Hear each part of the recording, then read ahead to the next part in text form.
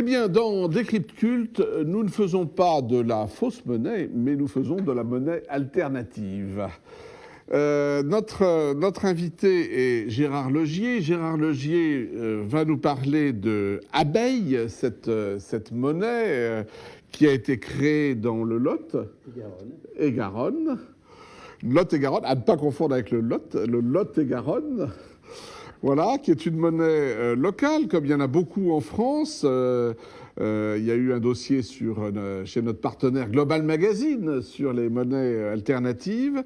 Et je crois que c'est très intéressant et très significatif. C'est pour ça que nous avons voulu commencer par cette expérience pratique, cette expérience de terrain, de tout ce que j'ai appelé la déconnexion, de tout ce qui est le décrochage, de tout ce qui est cette organisation horizontale qui se fait de plus en plus, de personnes qui sont dans des systèmes de solidarité, des systèmes de connexion horizontale, sans attendre que les choses tombent de structures verticales qui souvent, malheureusement, s'avèrent peu opérantes. Eh bien, on va parler donc de cette monnaie, et j'aimerais bien, Gérard Logier, que vous nous parliez donc de pourquoi ça s'est créé là, dans le Lot-et-Garonne, qui l'a créé et quel est le but de cette monnaie qui s'appelle Abeille, je le rappelle. Eh bien, tout d'abord, bonjour. Cette monnaie locale a été créée dans le cadre d'une association qui s'appelle Agir pour le vivant. Agir pour le vivant a été créé en 2008. Et s'est posé tout de suite la question de comment trouver des outils concrets pour, d'une part, œuvrer pour le vivant et permettre aux citoyens de l'agglomération de Villeneuve-sur-Lot de participer à cette peut-être expérience, on peut l'appeler comme ça. Alors, dans un premier temps, on s'est raccroché à quelque chose qui existait déjà, le sol, qui était une monnaie virtuelle. Mais on s'est rendu compte que cette monnaie virtuelle était peu pratique sur les marchés. Et à l'occasion d'une rencontre avec Philippe Desrudères, les animateurs d'Agir pour le vivant, notamment Françoise et Philippe, ont pensé que c'était possible de créer une monnaie locale, une monnaie physique, enfin une monnaie papier. Et donc ça s'est fait assez vite dans la foulée. Et donc cette monnaie est la première en fait en France qui a pris corps en janvier 2010. Donc on a fêté les 4 ans récemment de l'existence de cette monnaie. Alors là, je vous ai volé des billets de 1 abeille, c'est ça? 2 abeilles, 5 abeilles, 10 abeilles, 20 abeilles et 50 abeilles. Voilà. Donc c'est effectivement la forme que ça prend. On ne peut pas appeler ça des billets. On appelle ça des coupons. Autrement, on nous fait les gros yeux du côté des finances. Voilà. Donc cette monnaie, on l'achète comment? Oui. Eh bien, on va dans des comptoirs d'échange qui existent dans l'agglomération. Il y en a une quinzaine. Et on se présente, on adhère à l'association Agir pour le vivant. On achète pour des coupons d'abeilles sur l'équivalence de un coupon, enfin une abeille égale 1 euro. Donc il y a équivalence, c'est un peu obligatoire pour les monnaies complémentaires.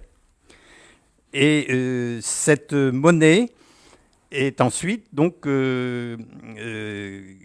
permet d'acheter des biens et services auprès d'un réseau de partenaires qui eux-mêmes sont répertoriés. Aujourd'hui, on en a 138 qui fournissent des biens et services de toute nature, aussi bien des produits bio que des services d'aide à la santé, etc., comme l'association Agir pour le vivant veut agir sur tous les aspects du vivant. Donc santé, alimentation, bien-être, enfin, etc. Donc voilà. Dans un esprit de mise en réseau de la proximité. Tout à fait. Donc les caractéristiques de cette monnaie, c'est qu'effectivement, on veut que cette monnaie n'est utilisable que dans un réseau physique, enfin géographique, restreint. C'est dans le Villeneuvois. Hein, on peut ensuite, avec ces billets, évidemment, acheter des produits qui sont faits localement. Donc c'est effectivement la proximité qu'on veut rechercher à travers l'utilisation de cette monnaie. C'est le circuit court, c'est directement du producteur au consommateur. Et les partenaires qui sont identifiés et qui ont eux aussi l'obligation d'adhérer à l'association et de respecter une charte, dont j'ai porté un exemple là. Donc s'ils adhèrent à cette charte, ils s'engagent d'une certaine façon à produire de façon tout à fait transparente et dans des conditions qui respectent l'environnement, qui respectent une certaine éthique, le personnel, enfin, etc. Donc on n'accepte pas les grandes surfaces, on n'accepte pas tous les gens qui font, du portage, en fait. Voilà. Donc il y a donc une sorte de reconnaissance de la capacité des entreprises à rentrer dans ce réseau. Il y a donc un comité d'agrément, en fait. Hein. Et une fois que ce comité d'agrément a statué, eh bien le fonctionnement de l'association va être porté par un permanent. Hein. Nous avons actuellement un permanent qui, évidemment, démarche les entreprises. Donc depuis 2008, ça s'est vraiment développé. Développé, en fait. Ah oui, tout à fait. Oui, au démarrage, évidemment, c'était quelques dizaines de personnes, les créateurs, les fondateurs de l'association, et puis maintenant, on est à plusieurs centaines. Voilà. Donc, quoi dire d'autre ?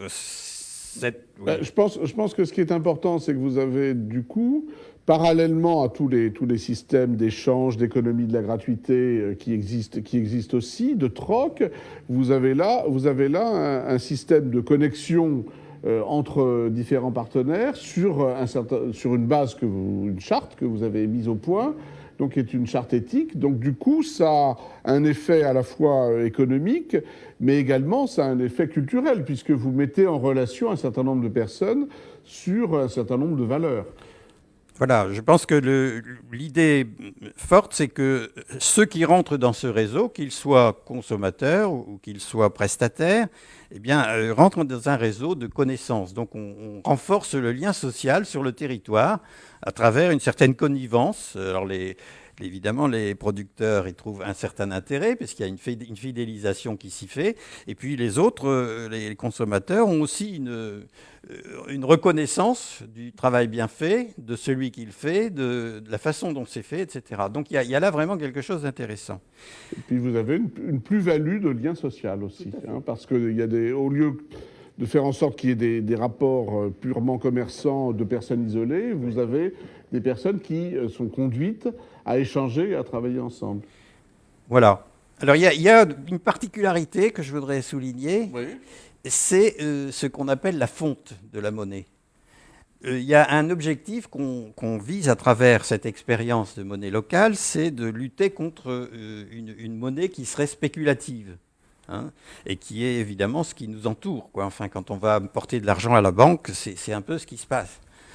Je suis très déçu, je pensais que vous aviez 200 millions d'abeilles que vous aviez mis par devers vous. Alors, si vous retournez un coupon, n'importe lequel, vous allez trouver deux dates, le 1er avril et le 1er octobre. Ouais.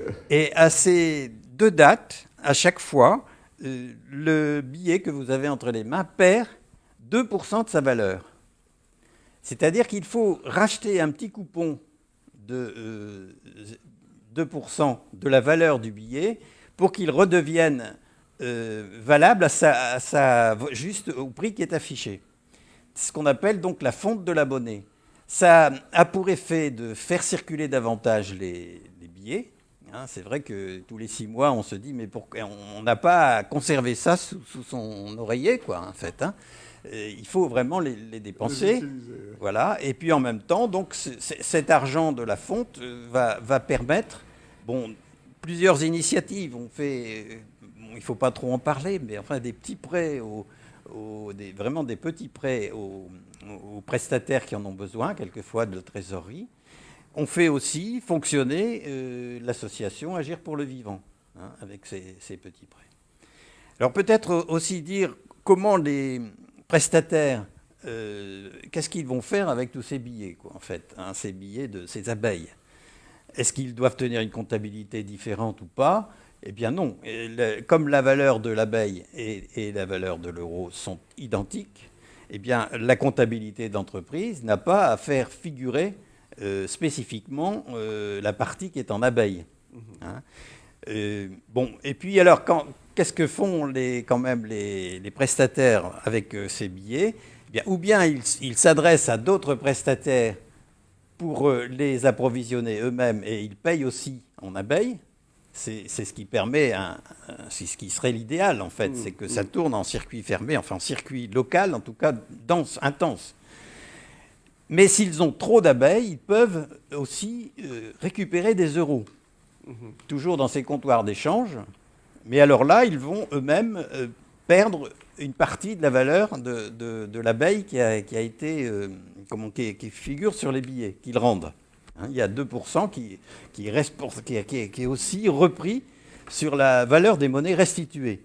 Donc, si vous voulez, la question peut-être de l'évaluation de ce dispositif est une question qu'on partage avec beaucoup d'autres monnaies locales complémentaires qui ont des objectifs pas forcément les mêmes que nous. Nous, c'est agir pour le vivant. Ailleurs, c'est, par exemple, à Ungersheim, en Alsace, le maire veut que les habitants d'Ungersheim achètent et consomment à Ungersheim et non pas ailleurs. Et donc créer une monnaie spécifique qui va être utilisable uniquement à Ungersheim. Au Pays Basque, par exemple, le SCO a une volonté de promouvoir la langue basque. Donc vous voyez qu'on a, à travers cette monnaie, à ces monnaies locales complémentaires, une possibilité d'ouvrir sur des préoccupations, sur des objectifs très variés, quoi, en fait. Alors comment évaluer l'impact de ça? Eh bien, on y réfléchit ensemble. C'est vrai que pour l'instant, localement, ça pèse pas lourd. Hein, même si on a 138 ou si les Basques en ont 600 et quelques prestataires, l'économie locale n'est pas encore complètement captée par la monnaie locale. Hein. Donc la question, c'est de savoir, l'évaluation, elle va porter sur quoi? Est-ce que c'est une évaluation quantitative? Donc combien de billets, quel rythme de circulation on a? On se rend compte en particulier que ça tourne plus vite avec la monnaie locale complémentaire qu'avec l'euro, localement. Hein, c'est-à-dire qu'on peut multiplier par 2 ou par 3 la vitesse de circulation, donc la création de richesse locale. Ça, c'est une affaire. D'autre part, le fait que, si vous voulez, on a des euros en contrepartie de cette monnaie locale, ces euros, en fait, on crée de la monnaie, quoi, en fait. Hein, puisque à chaque fois qu'on achète une abeille, eh bien, il y a un euro qui va servir de contrepartie et qui va être, lui, placé à la nef, donc à la nouvelle économie fraternelle. Mais l'autre intérêt, c'est que vous n'avez pas simplement une quantification de votre action, mais il y a aussi une action qualitative. Tout à fait. C'est ce que vous avez abordé tout à l'heure. Tout à fait. Donc, dans cette perspective, je pense que l'expérience que nous conduisons s'inscrit plus dans une sorte de synergie à rechercher avec les mouvements vers la transition, quoi, enfin, qui nous permettent de sortir de notre impasse actuelle, mais pas brutalement, en essayant de trouver justement la transition. Et donc on est pas des actions pratiques de terrain en réseau, en fait. Tout à fait, en réseau. Et voilà. Donc on doit s'associer à ceux qui s'occupent du logement, à ceux qui s'occupent du transport, etc. Et donc c'est un petit peu, en fait, une entreprise d'éducation populaire.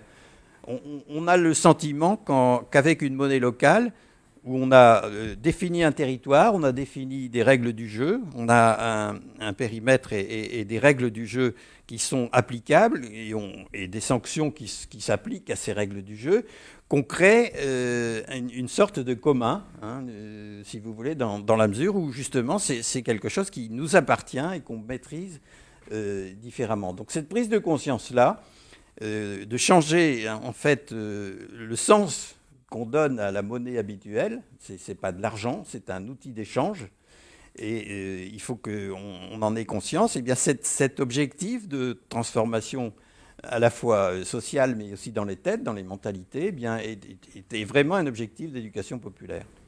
Parfait, merci beaucoup.